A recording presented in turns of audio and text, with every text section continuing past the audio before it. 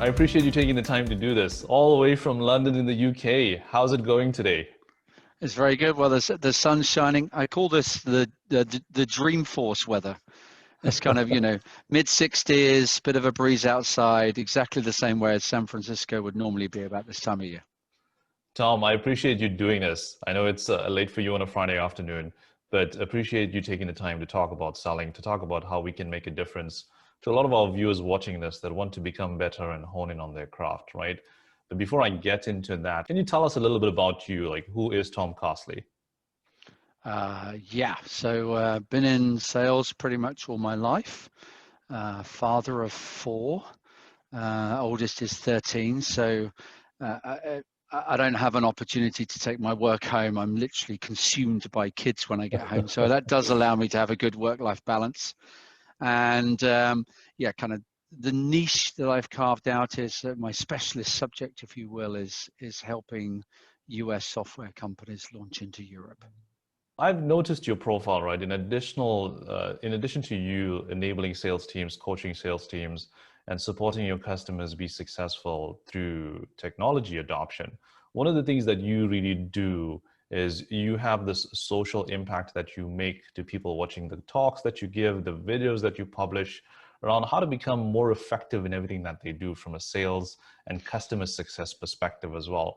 Where does that, in addition to the current job that you're in, where does that passion and drive come from? And if you can tell me a little bit about how do you believe you're making an impact to the sellers watching your videos on a regular basis? Do I need it to have an impact with sellers?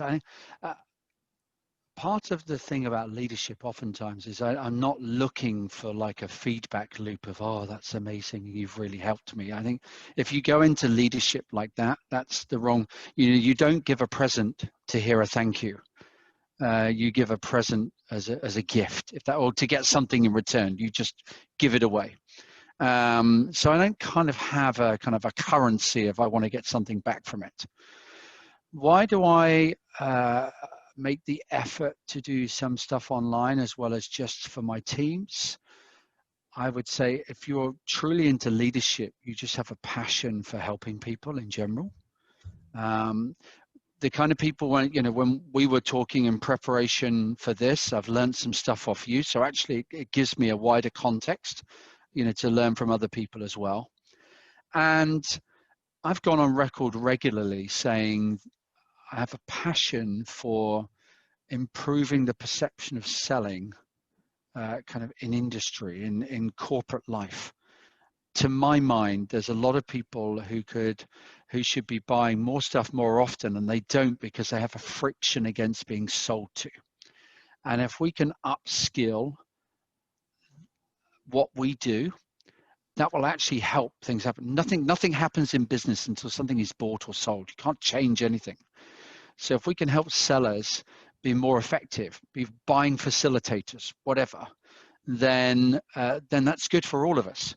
Because any friction my team have walking into an opportunity isn't a reflection on them, it's a reflection on the experience those people in the buying process have had from other sellers. So why wouldn't I want to try in my own little way to lubricate that somewhat? That perception of sellers that you talked about a little bit there, can you elaborate on that? Like, what in your opinion is the perception of selling and sales that needs to change? That sellers not being prescriptive enough in terms of who their target market is, who their ICP is, and trying to wedge something into a company where it has no place at that moment in time. The intersection of a great transaction is where a customer first says the worst possible decision I can make is do nothing. And then secondly, when they decide that it's not a people problem, it's not a process problem, it's a piece of capability or technology in my case that's required, and then they are helped through that process of discovery. What salespeople forget often is every day of our lives we're selling stuff. Every day of our prospects' life, they're not buying stuff. Sometimes the most effective salespeople are the ones that can help guide and coach a prospect through their own buying process. That is very important. And one of the things you mentioned in there is coaching a prospect to their buying process and also removing them from the pain that they're experiencing as well. Yeah.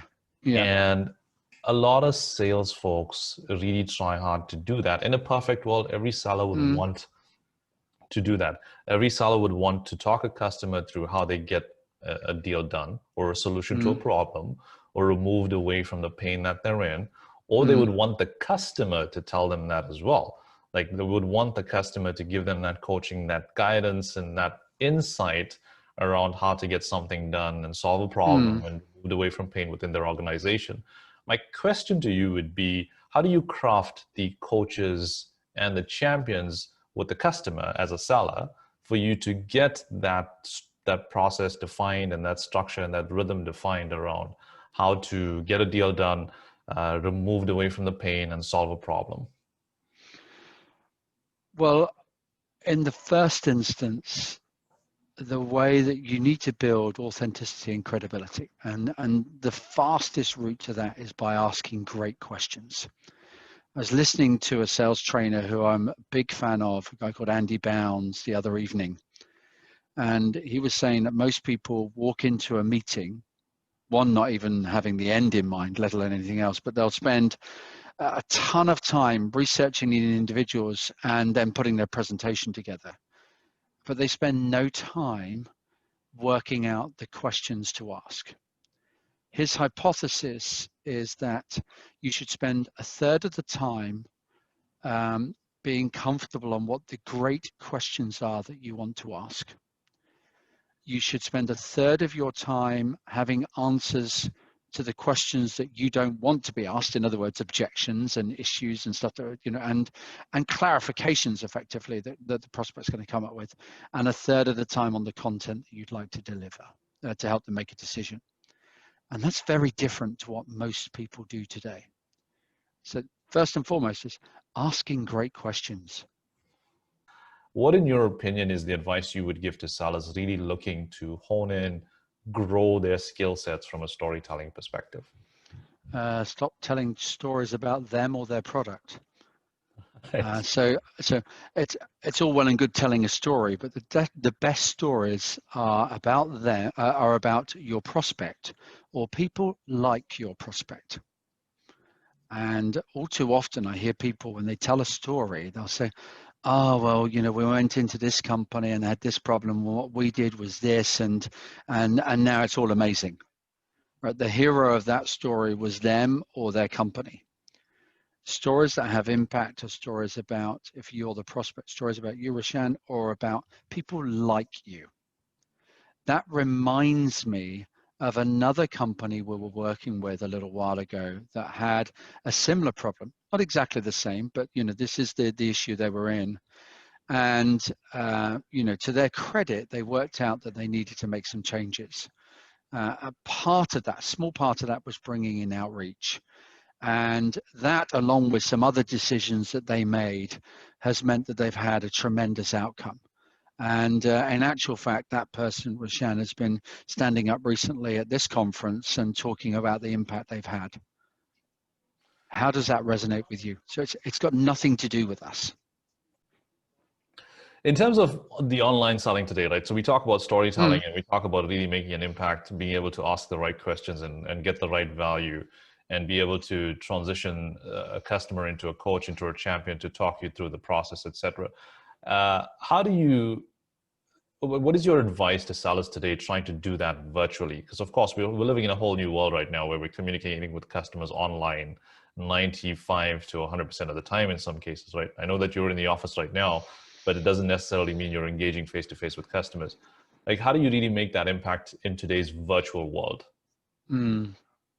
That's a good one. So look, I still believe fundamentally that people first buy emotionally and then they justify rationally. And that's a lot easier to do if you have a face-to-face interaction with somebody, because there's just more ingredients to that emotional connection. Right. That's that's an emotional connection with you as a company. an emotional response to your proposition and an emotional response to you, the relationship that they have. Is it somebody they can trust, that they can work with, and they hold in regard? So doing that remotely, you are somewhat limited. If you think about it, you've now got less tools to your trade. So you know, what is happening to impact that? People are having to work a lot harder at making sure they get to the crux of the matter quicker. I can remember when I was having face-to-face meetings, it wasn't unusual for them to be 2 hours long. And in a 2-hour meeting, you can kind of, you know, start well, goes badly, you've got time to recover, you can get it back up, and ultimately you try and end up in a good position by the end of it. Right. You know, initial meetings for us are, you know, 15, 20, 30 minutes long. You have to ensure that you are identifying value really quickly and collecting that. And it has to be customer confirmed value. That's how you'll play to their emotional intellect. Be able to say, is this worth me spending more time, effort, resource, and money investigating? If you can't get to value quickly, you cannot get to the emotional purchase. Well, talking about the value, right? One of the things you said on a talk that you did a while ago was you can only sell the value you create. Yeah. Tell me a little bit about what you mean by that. Yeah. So ultimately, if I was to say to you that, hey, do you want to buy these glasses? Yeah, you'll have an immediate gut reaction to how much they're worth because you're wearing glasses and you paid for them, and you say, well, that's probably like a $90, $100 pair of glasses.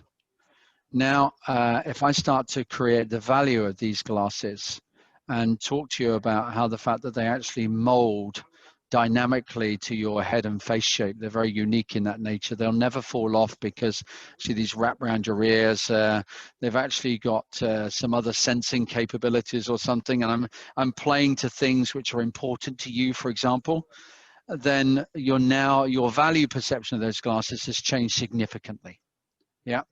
Even more so if I was to talk about not how good these glasses are, because that was very towards you, and to talk about how you know, they actually one of your biggest problems is that as you get through the day having looked at a computer screen for a bit longer, your eyes get tired and it gets blurry towards the end of the day, and you're worried about your drive home, and are you actually going to see an obstacle in the road or what have you.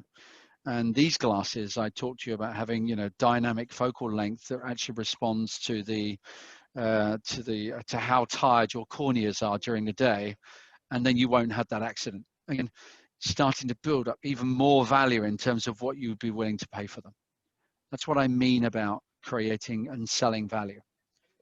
And the best litmus test for that, for me, is halfway through your discovery or demo sessions, just say, hey, look, I want to see how we're doing here. What would you pay for what you're looking at the moment? And if it's below your list price, you get the opportunity to flinch, like like somebody in purchasing would do, like, wow, I'm not doing a really good job here. We've got a long way to go to bring you up.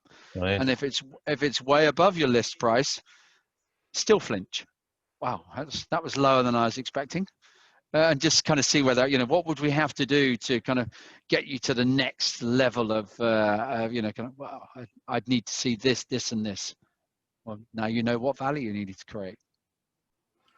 Sticking on the topic of value, and this is something that you and I talked about the last time around prospecting and new business development, right? More often than not, buyers don't really want to be sold to. We mentioned that earlier on as well, right? Yeah.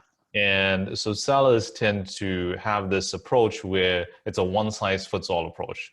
Like, for example, if you're selling a specific technology suite, or whatever you're selling for that matter, you're approaching all your buyers within your lead list or your prospect list the same way. And so you talked a little bit about the stacked messaging, which I think it's important to elaborate on a little bit now in terms of what is stacked messaging, number one, and number two, why is stacked messaging important when you're selling a solution to several different buyers? I think I had this in a coaching session with somebody this week. They were like, you know, I was speaking to somebody, and you know, and I asked them, so why did you ask that next question? They said, well, because they said this. So, all right. you and I have both got a tummy ache. So we should just basically take a pain, some kind of like pain medication. Is that right for both of us? And they were like, well, not necessarily, because there's actually lots of different types of tummy aches, aren't there? I said, oh yeah, well, you need to kind of get into the detail of what that looks like. It could be acute appendicitis and you need to be rushed to hospital. You cannot assume that just because somebody says something that you've heard before, that the solution or outcome is the same, because there's just too much context into that. And part of the stacked messaging approach is one is realizing that, and then two is just knowing the language of the person you're speaking to. So somebody who's more of an individual contributor or a departmental manager will be more interested in how it works. How will it help my day? How will it de-risk the job that I do? Can I go quicker? Is it easier? Will I have more adoption? So on and so forth. All the way up to the CEO, actually doesn't care how it works. Has more interest in, does this help me grow quicker than the prevailing rate of the market, or can I grab market share off my competitors? And you need to be able to relate what it is that you do to the lens of the person who's looking at you. How do you, as a seller, relate to connecting with a CEO or a CIO or a CFO, for an example, right? Because in the technology world, a lot of the time, the value proposition, understanding the real pain comes from conversing with the C-level executives. So sellers watching this, how do they get into that level where they're able to communicate with C-level executives, number one, and number two, understand the pain and the problems that they're experiencing in their business? Yeah. And solve that So, for. So let's assume just simplistically there's three levels: the people who do the stuff, the people who lead, and then the people at the top. I always like, by the way, is the people at the top of the business will tell you how they want it to be. The people in the middle of the business will tell you what they think it should be. And the people at the bottom tell you how it is. It's an interesting kind of stack. So look, if I'm starting at the kind of the individual contributors and managers, you're talking about how it works and what it does: features, functions, benefits. If you want to then translate that to the middle tier, it's always good to say, these glasses help you see better. The next three words are important: which means that. The sentence that comes after which means that is the perfect sentence for the middle tier.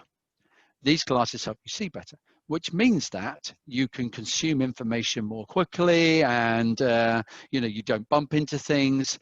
It's all of the primary outcomes from a particular capability. It's great for middle tier. The top tier, the way you translate is once you've got 4 or 5 which means that's, you will be able to group those into what your solution causes as a whole. So if we were to use outreach, for example, so outreach, we allow people to communicate in a structured way by having people follow a sequence of steps on multiple channels more quickly and more easily. That's what we do. Actually, there's zero value to that in anybody seeing you. Can you imagine a CEO falling asleep at this point? The which means that is, what that means is you can build pipeline typically twice as quickly, and you can convert opportunities at a rate of 22 to 24% more effectively. So that's the which means that. Group those two together. What does that cause? You're now, Mr. CEO, typically you find other CEOs of other companies tell us that when they've implemented outreach, it causes them to increase their revenue streams by an increase of 70 or 80%, and their customer acquisition rate is 2 or 3 times higher compared to the next nearest competitor. So you've stacked it from feature to which means that to what do we cause in totality. Changing direction a little bit, but talking about pipeline specifically, another thing you also talked about was it's 2 times longer to lose a deal than to win a deal. Can you share a little bit about what you meant by that? Absolutely. So time kills all deals, and the reason for that is business moves on. Yeah, business is constantly. It's a bit like if you stood still long enough, the vegetation would grow up and you wouldn't be able to see over it. So you only have so long to be able to jump over it to provide some value. And so given that, every sales leader, every salesperson, actually every salesperson, it's not just you should know, when does my win rate start to diminish? There'll be a sweet spot that you have. You go, very rarely will you close a deal quickly. There'll be this middle ground where you've got a high win rate and a high predictable win rate. And then you have a few deals that took ages longer. I remember there was a deal in my previous company where we were, so I was at Exactly with commissions management. And we were actually selling to a funeral home in the US. And the running joke was, I'm not sure who's going to be a customer of who first. The deal had been going on for like 3 or 4 years and they never pulled the trigger. It wasn't my deal. But when the CEO said that, my shoulders were going and everything. I just thought it was genius, right? But the point here is I know in my business where our sweet spot is, how many days, the lower end and the upper end. And the fact is, when you get past the upper end, you get to a point of diminishing returns. The ability to create, I say you can only sell the value you create. The ability to create value in the beginning of a deal is a lot higher than towards the end, because your prospect is forming an opinion of the value of your solution. You can never go back in time. And so the door gets it. It's like the door is closed, like Indiana Jones when he's running along and the cave is shutting. He's got to sprint, right? It's a lot easier to get through that in the beginning. Towards the end, to squeeze any more value in before it's shut is really difficult, unless you can slide along in the gravel and get underneath the door. And so I've said in the past, a good strategy at these points to actually it's when you get to the top end of your sweet spot, just have the conversation. Look, there's every chance here that you may not be like this, but a ton of our other customers kind of get caught in this furore of the process and just never make a decision. What I'd like to do is to give you an opportunity of an out, right? My biggest fear currently is our price is here and you perceive our value as here. One-time offer, name it, give me a figure of what you think we're worth. And if it's reasonable, we can do business. And if it's not, why don't we close the file, stay friends, and maybe come back to this another time when this is more urgent and you have a drive and a passion to get it fixed. One of the hardest parts of most sales cycles is getting to that position, and salespeople putting themselves in a position to execute and to close and being able to have those type of conversations. And so I guess my question to you is why do you feel that is? Why do you feel like a lot of those conversations don't happen as often as we would like it to? And there's more value selling and there's more relationship building and there's more process discovery going on versus actually getting to the point and executing and closing on a deal. Yeah, so I've spoken strongly in the past around a disqualification agenda rather than a qualification agenda. Right. And qualification, I don't like the word because effectively it's outcome dependent. You're qualifying a deal to try and get it into your pipeline.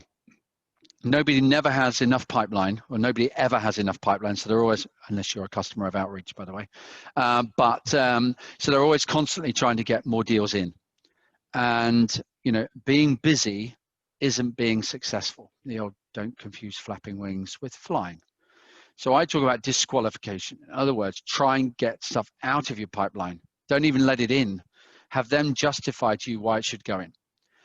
And I've been looking at this a little bit more recently. There's a company called OMG that does sales profiling. It's good for interviewing. And they have one line in their report that says, is this salesperson somebody who likes to win or hates to lose? And when I asked them about it, they said the overwhelming majority of salespeople like to win. There's a minority who hate to lose. And it doesn't sound that significant, but if you like to win, you will just enjoy the academic challenge of trying to find a way of getting this customer to buy your solution, and you won't let it go.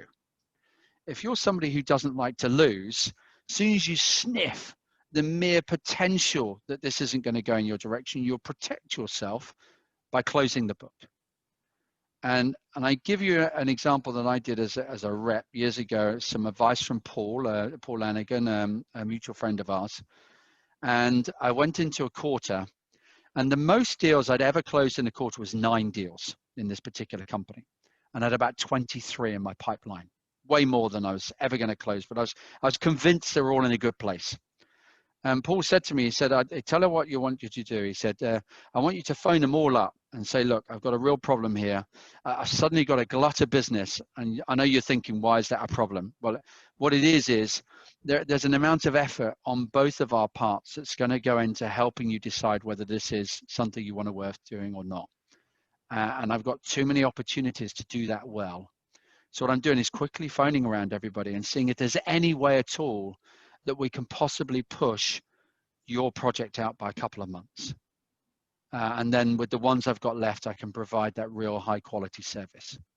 I remember saying to him, why would I want to do that? What if they say yes? And he said, well, wouldn't you want to know now rather than later? So sure enough, I went through the process, and there was a few who said to me, no, absolutely not. And of course, so why is that? Why can't it be pushed out? They're now selling to me why it needs to happen. And the ones that did push out, he gave me some more coaching. And that was to say, well, hey, if we're pushing it out 2 months, why don't we just push it another 2 months? And if they said yes to that, then the question then is, well, in my experience, if you're willing to push this out by 4 months, if I was to call you again, October, November, December, in January, what would have changed then? Chances are, we'll just be willing to. So why don't we just shut the file now? I'm okay with a no. So it's going for the no. I actually read a book about that where it talks about going for the no and talking about highlighting every question to your prospect, to your customer around why they shouldn't do it, and then have them respond around why they believe they should do it. Working on deals that can't close in a time frame or a value that's mutually acceptable is like walking to the shops when you don't need to go. Why bother? Half of it is about protecting. If I can do my number and play golf 3 times a week, fantastic. And the way I'm driven is I'd actually just look for more opportunities that mean that I do 300-400% of my number. But this is about respecting your own time. I love your analogies, Tom. Yeah. Brilliant.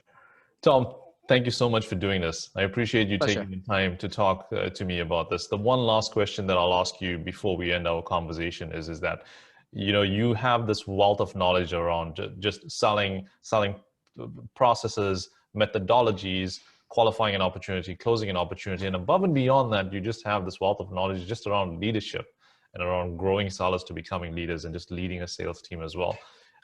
Any recommendations you have for sellers watching this around methodologies to follow or trainings to adopt to hone in and get better at their craft? I could reel off a huge long list. Fact is be a conscious learner. I always used to like, this Arnold Schwarzenegger in a really bizarre film called Pumping Iron, which is when he's talking about winning Mr. Olympia, I think for the 3rd time in a row. Okay. Was talking about how he was lots of bodybuilders, all they did was just pump big weights and got big. And he would look in the mirror and see like his second deltoid on his right shoulder was slightly smaller than on his left shoulder. And then he would go and research and find exercises that specifically focused on that to generate balance. We need to, as sellers, break down into the lowest common denominator all of the skills and attributes that you're thinking about and develop them bit by bit. You can't just going and pumping weights is not the way to become Mr. Olympia. You have to be looking at those individual constituent elements. There's hundreds of muscles in the body. There's hundreds of skills related to selling. And work with your manager, work with your leader to say, well, okay, what little bit should I be focusing on first? And build yourself a curriculum of areas that you want to develop and perform in. And if you've ever got a question, do you know what? I found LinkedIn, if you go on authentically and ask a specific question, I'm really struggling with this bit of the process. What do you recommend and help? You get hundreds of responses. Tom, thank you so much. I really Yeah, appreciate appreciate it. you doing